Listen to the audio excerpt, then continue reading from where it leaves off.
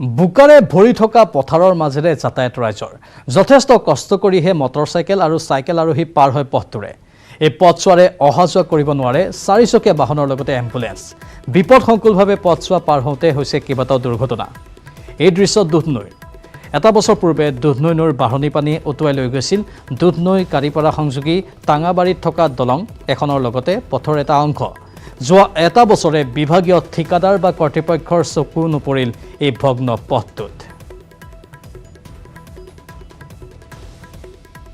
অধিক জনাব সাংবাদিক অৰূপে মুখ্যমন্ত্ৰী সলনি হল বিভাগীয় মন্ত্ৰী আনকি দুধনৈ সমষ্টিত সলনি হল বিধায়কো কিন্তু ৰাইজৰ যি জমৰ যাতনা যি দুখ যন্ত্ৰণা সেয়া কিন্তু সলনি নহল মোৰ সতীৰ্থক পোনে পোনে মই কথা কোৱাৰ আগতে এক দৃশ্য দেখুৱাবৰ কাৰণে মই অনুৰোধ জনাইছোঁ এই দৃশ্য হৈছে দুধনৈ সমষ্টিৰ অন্তৰ্গত যি টাঙাবাৰী অঞ্চলত যোৱা বছৰ বাঢ়নী পানীয়ে এই দলংখন এখন দলং আৰু এটা পথ উটুৱাই নিয়াৰ পিছত ৰাইজৰ যি জমৰ যাতনা সেয়া দিনক দিনে বৃদ্ধি পাবলৈ ধৰিলে এই এটা বছৰে কিন্তু কোনো প্ৰশাসনৰ লোকেই হওক বা জনপ্ৰতিনিধিয়ে হওক বা ঠিকাদাৰে হওক যিটো ৰাস্তাটো অতি সোনকালে মেৰামতি কৰিব লাগিছিলে তেখেতসকলে কিন্তু আহৰি নাপালে যাৰ ফলত এনেকুৱা ধৰণে এতিয়া বোকাময় পথেৰে তেখেতসকলে যাতায়াত কৰিব লগা হৈছে আচলতে এয়াই হৈছে চৰকাৰ পৰিৱৰ্তন হোৱাৰ পিছতো বিভাগীয় মন্ত্ৰী পৰিৱৰ্তন হোৱাৰ পিছতো আচলতে তেখেতসকলক কোনো ধৰণৰ ব্যৱস্থা গ্ৰহণ নকৰিলে এই পথটো মেৰামতি কৰাৰ ক্ষেত্ৰত স্থানীয় লোকসকল আছে তেখেতসকলৰ পৰা পোনে পোনে ইয়াৰ বিষয়ে আমি জানিবৰ কাৰণে চেষ্টা কৰিম কি ক'ব এটা মূল পথ ৰাষ্ট্ৰীয় ঘাইপথ সংযোগী এটা পথ আৰু 150 পৰা 200খন গাঁও এই পথৰ ৰাইজে এই পথৰে অহা যোৱা কৰে অতিকে দুখজনক যে 5 বছৰৰ কাৰ্যকালত এটা পথ সম্পূৰ্ণ নিৰ্মাণ নহয় এইটো কেনেধৰণৰ চৰকাৰৰ হেমাহি আমি মুখ্য লজ্জান্বিত হৈছোঁ এই অঞ্চলৰ বাসিন্দাসকল আমি দীৰ্ঘদিন ধৰি এই অঞ্চলৰ ৰাইজে যিহেতু ভোগ কৰি আহিছোঁ এই অঞ্চলৰ ৰাইজে আজি চিকিৎসাৰ পৰা বঞ্চিত এই কৰোণা কাৰ্যকালতো এই অঞ্চলৰ মানুহে হস্পিটেলত যাব লগা হ'লে কিমান দুৰ্ভোগ ভোগী কষ্ট কৰিব লগা হয় এই পথৰে যদি ৰাতি মহিলা এগৰাকী যদি হস্পিটেলত নিব লগা হয় কেনেধৰণৰ কষ্ট ভোগ কৰিব লগা হয় এই অঞ্চলৰ ৰাইজেহে উপলব্ধি কৰি আহিছোঁ গতিকে মই অনুৰোধ জনাইছোঁ এই অঞ্চলৰ ৰাইজৰ হৈ যাতে মুখ্যমন্ত্ৰী অতি শীঘ্ৰে এই ব্যৱস্থা সম্পূৰ্ণ কৰে আমাৰ ইয়াৰ মানুহখিনি বা খৰালি কিছু গাড়ী চলে বাৰিষা কালত একেবাৰে মানুহ মানে 2 চকা বাহনত ঠেলি নিব লগা হয় চাইকেলটো আৰু কথা ক'বই নালাগে একো আৰু 4 চকীয়া বাহন নাযায় আমাৰ এনেকুৱা এটা দুৰৱস্থাত আমি পৰিছোঁ যে আমাৰ এটা কোনোবা ৰোগী নিব লগা হ'লে আমি ইয়াৰ পৰা হাঙি কৰি নিব লাগে ভাৰ বান্ধি হাঙি কৰি নিব লাগে এইবিলাক লাজ লগা কথা আজিৰ দিনত উন্নয়নৰ চৰকাৰ দেখি না এইবিলাক এনে পৰিস্থিতিত আমাৰ নিজৰে লাজ লাগে যে কাৰিপাৰা অঞ্চলৰ মানুহ এনেকুৱা হেৰিত পিছপৰা অঞ্চলত পৰি আছে এয়া এটা বছৰে এই দলংখন কিন্তু সম্পূৰ্ণ হৈ নুঠিলে এই দলংখন যদি সম্পূৰ্ণ হৈ উঠিলেহেঁতেন ৰাইজৰ যি জমৰ যাতনা ৰাইজে যি যন্ত্ৰণা ভোগ কৰি যাতায়াত কৰিব লগা হৈছে সেয়া নিশ্চয়কৈ নহ'লেহেঁতেন আৰু যি ৰোগীক অনা নিয়া কৰাৰ ক্ষেত্ৰত যি এম্বুলেন্স অহা যোৱা কৰাটো সুবিধা হ'লহেঁতেন কিন্তু অতি পৰিতাপৰ কথা ইয়াত ঠিকাদাৰৰ হেমাহিয়ে কওক জনপ্ৰতিনিধিৰ হেমাহিয়ে কওক বা জিলা প্ৰশাসনৰ যি দৃষ্টি থাকিব লাগে আচলতে সেয়া হেমাহিয়ে কওক যাৰ ফলত আচলতে এনেধৰণে এতিয়া সাধাৰণ ৰাইজে জিয়াটো ভোগ কৰিব লাগে সমগ্ৰ বিশ্বতে বছৰেকত এবাৰকৈ দিব লাগে 7 দিনৰ লকডাউন বিশ্বৰ কেইবাখনো দেশৰ প্ৰতিনিধিকে ধৰি ইউনেস্কোৰ ব্ৰেণ্ড এম্বেছাডৰলৈ এই আহ্বান অৰণ্য মানৱ যাদৱ পায়েঙৰ কিন্তু কিয় বছৰেকত দিব লাগে এই লকডাউন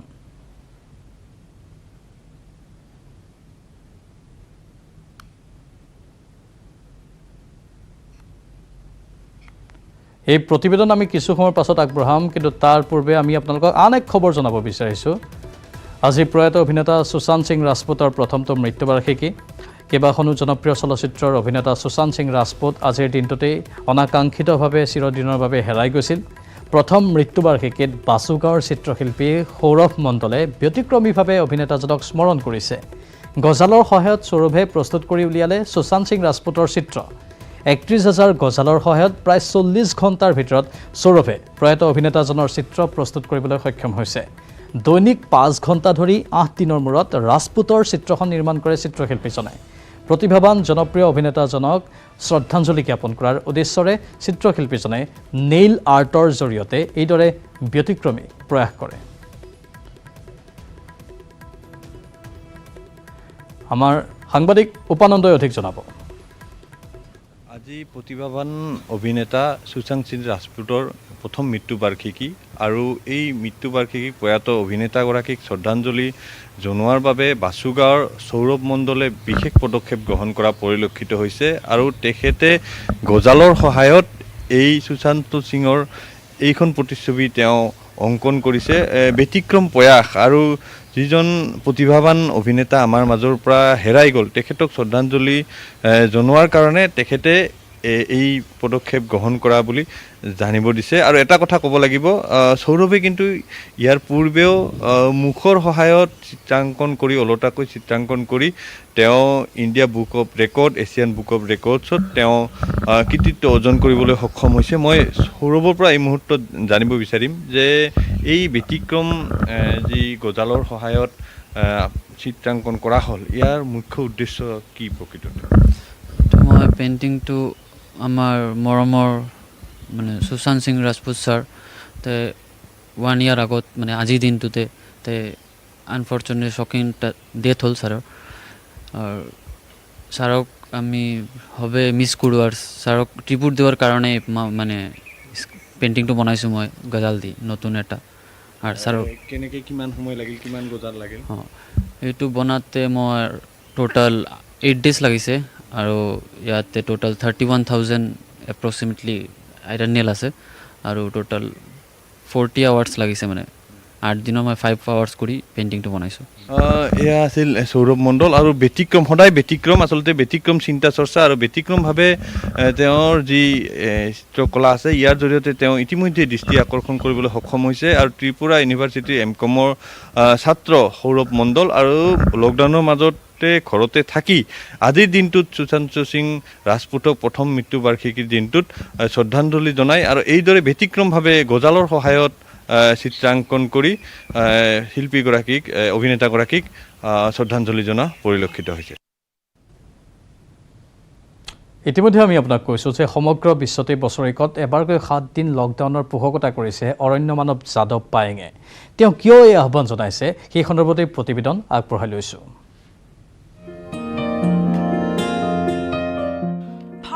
হেৰুৱাইছে ধৰিত্ৰীয়ে লকডাউনে আনিছে আশাৰ বতৰা বিশ্ববাসীলৈ আহ্বান অৰণ্য মানৱৰ বছৰেকত দিয়ক এসপ্তাহৰ লকডাউন আধুনিকতাৰ পিছত দৌৰি ফুৰা মানৱ জাতিয়ে যেন পাহৰি গৈছে ধৰিত্ৰীক মানৱ জাতিৰ উন্নয়ন তথা যান্ত্ৰিকতাৰ ফলত সমগ্ৰ বিশ্বতে প্ৰদূষণ বৃদ্ধি পোৱাৰ লগতে প্ৰকৃতিয়ে হেৰুৱাইছে ভাৰসাম্য মাটি পানী বায়ু সকলো যেন এতিয়া হৈ পৰিছে বিষাক্ত তাৰ মাজতে বিশ্ববাসী টচনচ কৰি পেলালে কৰোনা ভাইৰাছে মহামাৰীৰ কবলৰ পৰা মানৱ জাতিক উদ্ধাৰ কৰিবলৈ সমগ্ৰ বিশ্বতে দিব লগা হ'ল লকডাউন বিগত বৰ্ষত লকডাউন ঘোষণাৰ পিছতে স্তব্ধ হৈ পৰিছিল জীৱশ্ৰেষ্ঠৰ জনজীৱন আৰু তেতিয়াই প্ৰাণ পাই উঠিছিল প্ৰকৃতি চৌদিশে উদ্যোগ প্ৰতিষ্ঠান তথা যান বাহনৰ চলাচল বন্ধ হৈ পৰাত প্ৰকৃতিয়ে লৈছিল নৰূপ যি সময়ত মানৱ জাতি ঘৰত সোমাই আছিল সেই সময়ত মুক্তমনে বনাঞ্চলৰ পৰা ওলাই আহিছিল বিভিন্ন জীৱ জন্তু গছ গছনি তথা জীৱ জন্তুৱে লৈছিল স্বস্তিৰ নিশ্বাস যেন ক্ৰমাৎ প্ৰদূষণমুক্ত হ'বলৈ আৰম্ভ হৈছিল সেউজীয়া পৃথিৱী লকডাউনৰ সময়ত সমগ্ৰ বিশ্বতে যেন বসন্তৰ আগমন ঘটাৰ দৰে নৰূপত সাজি কাচি ওলাইছিল প্ৰকৃতি কিন্তু লকডাউন শিথিল কৰাৰ পিছত পুনৰ একেই ভাৰসাম্যহীনতা একেই প্ৰদূষিত পৃথিৱী সেয়ে প্ৰকৃতিলৈ অহা ভাবুকিৰ প্ৰতি লক্ষ্য ৰাখি সমগ্ৰ বিশ্বতে প্ৰতি বছৰে দিব লাগে 7 দিনৰ লকডাউন বিশ্বৰ কেইবাখনো দেশৰ প্ৰতিনিধিকে ধৰি ইউনেস্কোৰ ব্ৰেণ্ড এম্বেচাডৰলৈ এই আহ্বান অসমৰ অৰণ্য মানৱ যাদৱ পায়েঙৰ মানে পৃথিৱীৰ ভাৰসাম্য ৰক্ষা কৰিবলৈ হ'লে পৃথিৱীলৈ ভাবুকি আহিছে সেয়েহে মোৰ হাবিৰ পৰা যিটো অভিজ্ঞতা লাভ কৰিছোঁ জীৱ জন্তুৰ পৰা গছ গছনিৰ পৰা চৰাই চিৰিকটিৰ পৰা লকডাউনৰ সময়ত মুক্ত বিচৰণভূমি চৰাই চিৰিকটি জীৱ জন্তু গছ গছনিৰ সুন্দৰ প্ৰদূষণমুক্ত হৈ পৃথিৱীৰ জীপালৰ যি আহিছে সেইকাৰণে ভাল লাগে সেইকাৰণে সমগ্ৰ বিশ্বত মেক্সিকোত ইউনেস্কোৰ ব্ৰেণ্ড এম্বেচাডৰ কোৱা হৈছে যে বছৰেকত সমগ্ৰ বিশ্বই মানে 7 দিন লকডাউন দিয়ক এতিয়া পৃথিৱীৰ ভাৰসাম্যটো ঘূৰি আহিব নহ'লেতো পৃথিৱীলৈ ভাবুকি আহিব পৃথিৱীখন থাকিব নে নাথাকিব সেয়ে সকলোৱে অনুৰোধ কৰিছোঁ বিশ্ববাসীলৈ যে সকলোৱে সেইটো কৰাটো খুব প্ৰয়োজন হৈছে এতিয়া লকডাউনৰ সময়ছোৱাত নিজৰ বনাঞ্চলত পৰিলক্ষিত হোৱা অভূতপূৰ্ব পৰিৱৰ্তনৰ ভিত্তি কৰিয়ে বিশ্ববাসীলৈ আহ্বান অৰণ্য মানৱগৰাকীৰ। এতিয়া প্ৰশ্ন হ'ল, অৰণ্য মানৱৰ এই আহ্বানলৈ সঁহাৰি জনাবনে বিশ্ববাসীয়ে? যোৰহাটৰ পৰা গৌতম বৰাৰ সহযোগত news desk report, news 18 Assam north east.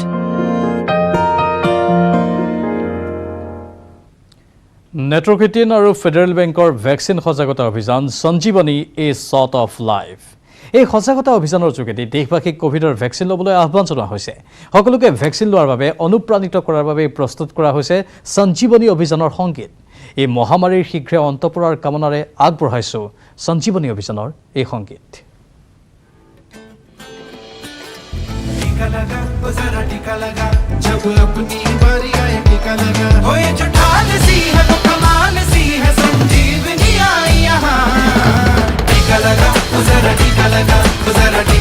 স্বাগতম।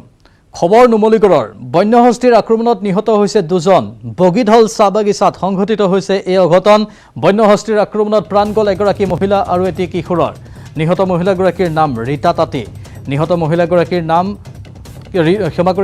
কিশোৰগৰাকীৰ নাম ৰূপম তাঁতী। নিশা বন্যহস্তীৰ জাকে বাসগৃহ ভাঙি আক্ৰমণ কৰে লোককেইজনক। বন্যহস্তীৰ জাকে ভাঙি লণ্ডভণ্ড কৰিলে কেইবাটাও ঘৰ। স্থানীয় ৰাইজে ঘেৰাও কৰিলে বকিয়াল খণ্ড বন কাৰ্যালয়। নুমলীগড়ত বন্যহস্তীৰ আক্ৰমণত 2জন নিহত হৈছে। বগীধল চাহ বাগিচাত সংঘটিত হৈছে এই অঘটন। বন্যহস্তীৰ আক্ৰমণত প্ৰাণ গ'ল এগৰাকী মহিলা আৰু এটি কিশোৰৰ। নিহত মহিলাগৰাকীৰ নাম ৰীতা তাঁতী আৰু নিহত কিশোৰগৰাকীৰ নাম ৰূপম তাঁতী। নিশা বন্যহস্তীৰ জাকে বাসগৃহ ভাঙি আক্ৰমণ কৰে লোককেইজনক। বন্যহস্তীৰ জাকে ভাঙি লণ্ডভণ্ড কৰিলে কেইবাটাও ঘৰ। স্থানীয় ৰাইজে ঘেৰাও কৰিলে বকিয়াল খণ্ড বন কাৰ্যালয়। পুৱা 4টামান বজাত বগীতলা বাগানত 3টামান ঘৰ ভাঙি আমাৰ ওচৰৰে কাষৰ এটা ঘৰ, একেটা পৰিয়ালত 2জনকৈ মানুহ মৃত্যু হৈছে আৰু লগতে মাতৃসহ সন্তানটি, যি সন্তানটি আঘাতপ্ৰাপ্ত হৈছিল বুলি আমি অনুভৱ কৰিছিলোঁ। কিন্তু এটা চিকিৎসালয়ত আমি গম পালোঁ যে তেখেতো এটা মৃত্যু হ'ল। আৰু অতি দুৰ্ভাগ্যৰ বিষয় যে যেনেধৰণে চৰকাৰে পদক্ষেপবিলাক ল'ব লাগিছিলে বন্যহস্তীৰ ওপৰত বা বন বিভাগে যেনে ব্যৱস্থা গ্ৰহণ কৰিবলৈ আমি দেখি পোৱা নাই। আৰু অতি শীঘ্ৰে চৰকাৰক আমি আহ্বান জনাই যে অতি শীঘ্ৰে এইখিনি ব্যৱস্থা কৰিব লাগে, যাতে অনাগত দিনত এনেকুৱা ধৰণৰ ঘটনা সংঘটিত নহয়। যদি এনেধৰণৰ ঘটনা সংঘটিত থাকে কিন্তু এটা সময়ত কিন্তু বহুত ডাঙৰ পৰিৱেশ, এটা বিনষ্ট পৰিৱেশৰ সৃষ্টি হ'বলৈ আমি উপলব্ধি হৈছে।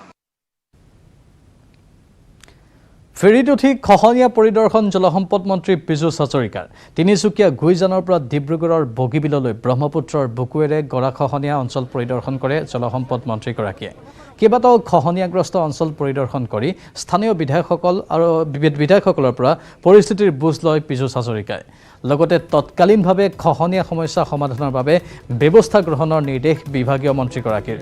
মন্ত্ৰীগৰাকীৰ এই পৰিদৰ্শনৰ সময়ত সংগ দিয়ে কেন্দ্ৰীয় মন্ত্ৰী ৰামেশ্বৰ তেলী, লখিমপুৰৰ সাংসদ প্ৰদান বৰুৱা, বিধায়ক পুনাকন বৰুৱা, বিনোদ হাজৰিকা, প্ৰশান্ত ফুকন, চক্ৰধৰ গগৈকে ধৰি বহু বিজেপিৰ নেতাকৰ্মীয়ে।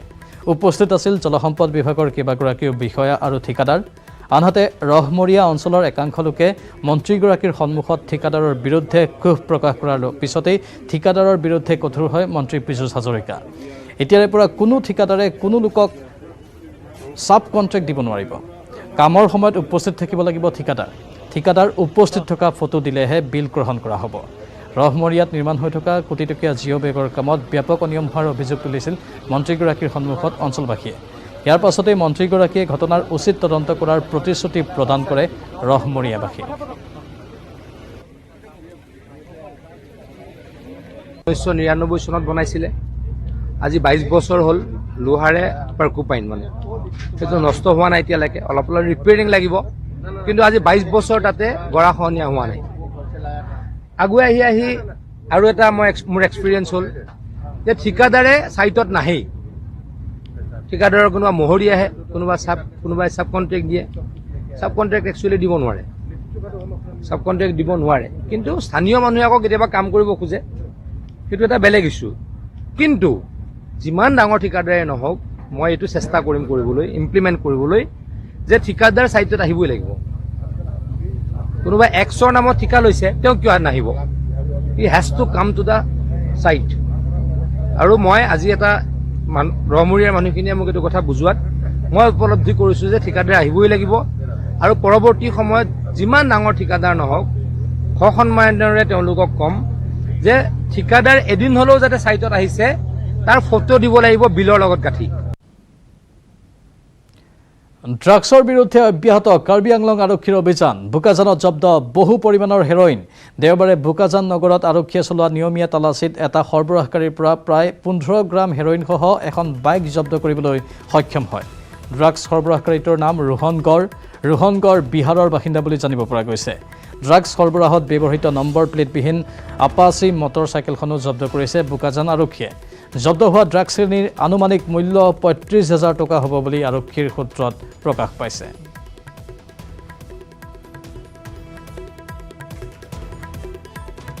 ৰুটিন চেকিং চলি থকা সময়ত এখন নাম্বাৰ প্লেটবিহীন গাড়ীৰে এজন লোক জুমুখীয়া দিশৰ পৰা আহি আছিলে। তেওঁৰ নে মাস্ক আছে, নে হেলমেট আছে, নে গাড়ীৰ নম্বৰ আছে, একো যেতিয়া নাপালোঁ আমি, তো নাপাই আমি তেওঁক ছিগনেল দি ৰাখিলোঁ। ৰাখি তেওঁক ভাল ধৰণে চেকিং কৰা হ'ল। গাড়ী নম্বৰ যেতিয়া নাই আমি সুধিলোঁ কি কাৰণে গাড়ী নম্বৰ লগোৱা নাই, নতুন গাড়ী বুলি ক'লে। তো ঠিক আছে তোমাৰ গাড়ীখন চাওঁ বুলি যেতিয়া আমি গাড়ীৰ পিছফালৰ ছিটটো তাত খোলা হ'ল, পিছফালৰ ছিটৰ তলৰ বাকচত এটা চাবোনৰ কেছৰ নিচিনা বস্তু পালোঁ। খুলি চালোঁ যে এইখিনি হিৰ'ইন। ল'ৰাজনৰ নামটো এতিয়া তাৰ লগত যিখিনি নথি পত্ৰ আছে সেইমতে তাৰ নাম হ'ল ৰোহন গড়, আৰু সি তাৰ নাম ৰোহন গড় বুলিয়ে কৈছে। কিন্তু আমি সন্দেহবশত ভালদৰে সোধ-পোছ কৰাত জানিব পাৰিছোঁ যে তাৰ আচল নাম আছিলে আখতাৰ শ্বেখ আৰু তাৰ বাপেকৰ নাম আছিল মুক্তাৰ শ্বেখ। 15 জুনৰ পাছত কিছু শিথিল হ'ব সাধ্য আইন। জিলাভিত্তিক পৰ্যালোচনাৰ ওপৰত নিৰ্ভৰ কৰিব শিথিলতা। স্বাস্থ্যমন্ত্ৰী কেশৱ মহন্তৰ এই প্ৰতিক্ৰিয়া। পৰিস্থিতি উন্নত হোৱা জিলাত শিথিল হ'ব ক'ভিড বিধি। গুৱাহাটী, নগাঁও আদিত পৰিস্থিতি আৰু উন্নত হ'ব লাগিব। মুখ্যমন্ত্ৰীয়ে সকলো কথা 2 এদিনতেই ঘোষণা কৰিব। ভেকচিন আমাৰ হাতত মজুত আছে। প্ৰতিখন জিলাৰ স্বাস্থ্য বিষয়াক আমি নিৰ্দেশ দিছোঁ যে অতি সোনকালে ভেকচিন ল'ব লগা লোকৰ সংখ্যা দিয়ক। GMCHৰ নকল পেচমেকাৰ সন্দৰ্ভত আইনী ব্যৱস্থা লোৱাৰ নিৰ্দেশ দিছে স্বাস্থ্যমন্ত্ৰীগৰাকীয়ে। এই ক্ষেত্ৰত আইনে ব্যৱস্থা ল'ব বুলি তেওঁ মন্তব্য প্ৰকাশ কৰে।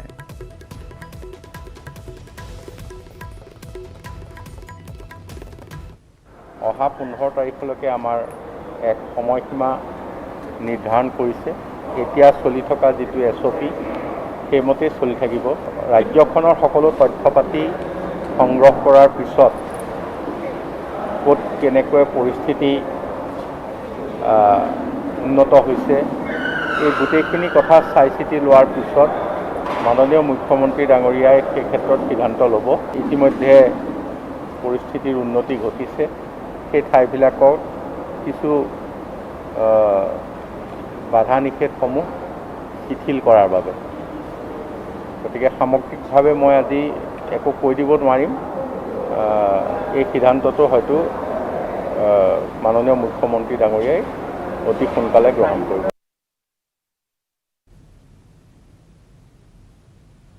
পেট্ৰল ডিজেলৰ আকাশলংঘী মূল্যবৃদ্ধিৰ সমান্তৰালকৈ হুৰাহুৰে বাঢ়িছে অত্যাৱশ্যকীয় সামগ্ৰীৰ মূল্য, যাৰ ফলত বিপাঙত পৰিছে সাধাৰণ জনতা। লকডাউনৰ সুবিধা লৈ একাংশ অসাধু ব্যৱসায়ীয়ে সামগ্ৰীৰ মূল্য বৃদ্ধি কৰিছে যদিও খবৰ ল'বলৈ আহৰি নাই যোগান বিভাগৰ। বিশেষকৈ দৈনিক দিন হাজিৰা কৰা আৰু দৈনিক উপাৰ্জন কৰা লোকসকলে পৰিয়ালক পোহপাল দিব নোৱাৰি হতাশাত ভুগি পৰা পৰিলক্ষিত হৈছে।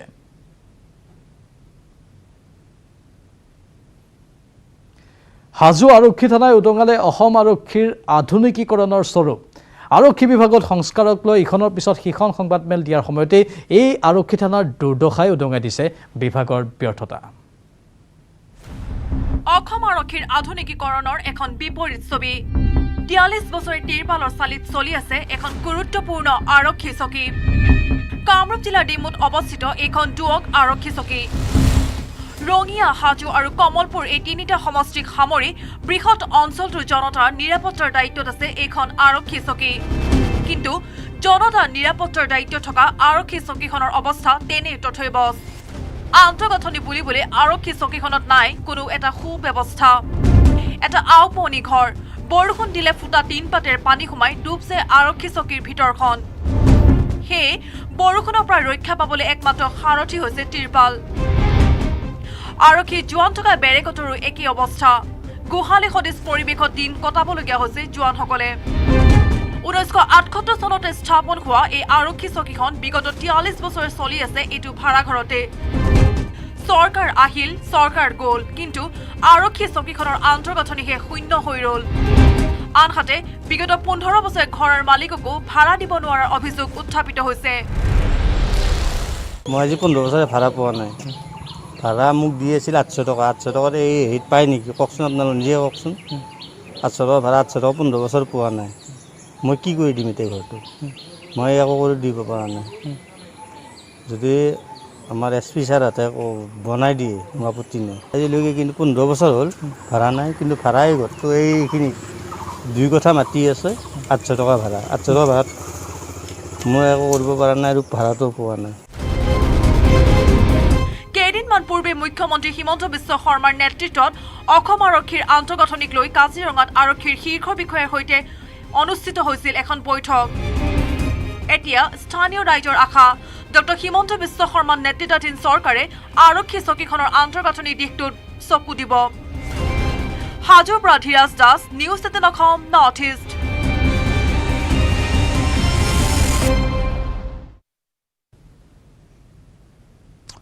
ইতিমধ্যে আমি জনাইছোঁ যে 15 জুনৰ পাছত কিছু শিথিল হ'ব সান্ধ্য আইন জিলা ভিত্তিক পৰ্যালোচনাৰ ওপৰত নিৰ্ভৰ কৰিব শিথিলতা স্বাস্থ্যমন্ত্ৰী কেশৱ মহন্তই এই প্ৰতিক্ৰিয়া প্ৰকাশ কৰিছে পৰিস্থিতি উন্নত হোৱা জিলাত শিথিল হ'ব কোভিড বিধি গুৱাহাটী নগাঁও আদিত পৰিস্থিতি আৰু উন্নত হ'ব লাগিব মুখ্যমন্ত্ৰীয়ে সকলো কথা 2 দিনতে ঘোষণা কৰিব ভেকচিন আমাৰ হাতত মজুত আছে প্ৰতিখন জিলাৰ স্বাস্থ্য বিষয়ক আমি নিৰ্দেশ দিছোঁ যে অতি সোনকালে ভেকচিন ল'ব লগা লোকৰ সংখ্যা দিয়ক GMCHৰ নকল পেচমেকাৰ সন্দৰ্ভত আইনী ব্যৱস্থা লোৱাৰ নিৰ্দেশ মুখ্যমন্ত্ৰীৰ এই ক্ষেত্ৰত আইনে ব্যৱস্থা ল'ব বুলি মন্তব্য কৰে মুখ্যমন্ত্ৰীগৰাকীয়ে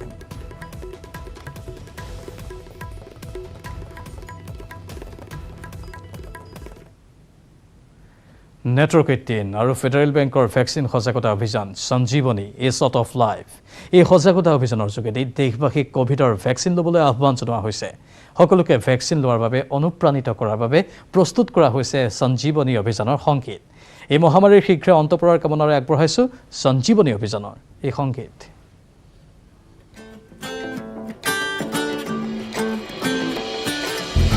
टीका लगा जरा टीका लगा जब अपनी बारी आए टीका लगा हो ये जो ढाल सी है वो कमाल सी है संजीवनी आई यहाँ टीका लगा जरा टीका लगा जब अपनी बारी आए टीका लगा जरा टीका लगा जब अपनी बारी आए टीका लगा जरा टीका लगा जरा टीका टीका टीका टीका लगाया क्या পেট্ৰল ডিজেলৰ আকাশভংগী মূল্যবৃদ্ধিৰ সমান্তৰালকৈ হুৰাহুৰে বাঢ়িছে অত্যাৱশ্যকীয় সামগ্ৰীৰ মূল্য যাৰ ফলত বিপাঙত পৰিছে সাধাৰণ জনতা লকডাউনৰ সুবিধা লৈ একাংশ অসাধু ব্যৱসায়ীয়ে সামগ্ৰীৰ মূল্য বৃদ্ধি কৰিছে যদিও খবৰ ল'বলৈ আহৰি নাই যোগান বিভাগৰ বিশেষকৈ দৈনিক দিন হাজিৰা কৰা আৰু দৈনিক উপাৰ্জন কৰা লোকসকলে পৰিয়ালক পোহপাল দিব নোৱাৰি হতাশাত ভুগিছে এই সন্দৰ্ভত সাংবাদিক ৰিপুঞ্জৰ এক ৰিপৰ্ট আগবঢ়াই বিদায় লৈছোঁ এতিয়াৰ বাতৰিৰ পৰা নমস্কাৰ দেখুৱাব মই ওদালগুৰি জিলাৰ কলাইগাঁৱৰ এখন হোলচেল পাইকাৰী মূল্যৰ দোকানত আছোঁ আৰু সেই দোকানখনৰ কিছু সামগ্ৰিক দৃশ্য মোৰ কেমেৰা সহযোগী দেখুৱাব লগতে কি দাম কিমান দাম বাঢ়িলে আচলতে এই কৰোণা মহামাৰী হোৱাৰ লগে লগে আচলতে লকডাউন হোৱাৰ লগে লগে কিমান সামগ্ৰীৰ দাম বাঢ়িলে মই তেওঁলোকৰ পৰা মই জানিব বিচাৰিম কিছু কাষ্টমাৰ আছে বা তেওঁলোকৰ পৰা মই সামগ্ৰী কিছুমান দামৰ কথা সুধিব বিচাৰিম আপুনি সামগ্ৰী কিনিব আহিছে হয় দাম কেনেকুৱা হৈছে কৰোণা মহামাৰীৰ সময়ত দামটো বহুত বস্তুৰে দাম বাঢ়িছে এতিয়া ধৰক সাধাৰণ গ্ৰাহকৰ কাৰণে আমাৰ নিচিনা দোকানীবিলাকৰ কাৰণে বহুত অসুবিধা হৈছে কিমান বাঢ়িছে মিঠাতেলৰ কিমান বাঢ়িছে মিঠাতেলটো যথেষ্ট বাঢ়িছে প্ৰতি লিটাৰতো আপোনাৰ প্ৰায় 20-30 টকাকৈ বাঢ়ি গৈছে দালিৰো যথেষ্ট বাঢ়িছে কাৰণ যোৱাটো সপ্তাহত আনিছিলোঁ আপোনাৰ 2424 টকা সেই দালিৰ দামে এতিয়া বৰ্তমান লৈছে 2526 টকা বস্তুৰ দাম কিমান বাঢ়িছে বস্তুৰ দাম বাঢ়িছে বাৰু আগতকৈ যথেষ্টখিনি বাঢ়িছে তাৰপিছত মই এতিয়া নতুনকৈ দোকান খুলিছোঁহে এতিয়া ধৰ দালি 90-95 কিলো পাৰ কিলো সেনেকুৱা হয় মই কিছু ভিতৰলৈ যাবলৈ চেষ্টা কৰিম যে যি দোকানৰ গৰাকী আছে তেওঁৰ পৰা মই জানিব বিচাৰিম যেহেতু আপোনালোকে কলাইগাঁৱৰ আপোনালোকে মাইথান ষ্টীল ইমান ষ্ট্ৰং যে 20% কম